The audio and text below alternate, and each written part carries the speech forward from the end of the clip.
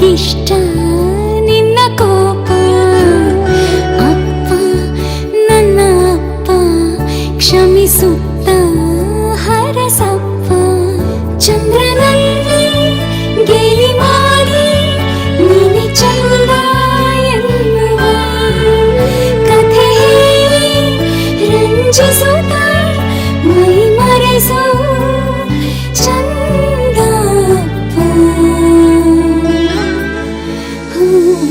ಅಪ್ಪ ನನ್ನ ಅಪ್ಪ ನೀ ತುಂಬ ಅಪರೂಪ. ಅಪ್ಪ ನನ್ನ ಅಪ್ಪ ನೀ ನನ್ನ ಗಣ್ಣಿನಿಂದ ನನ್ನ ನೋಡುವಾತ ಓಡಿ ಬಂದು ಅಪ್ಪಿ ಮುತ್ತನು ನೀಡುತ್ತ ದೇವರಂತೆ ನನ್ನ ಹೊತ್ತು ಬೀಗಿದಾತ.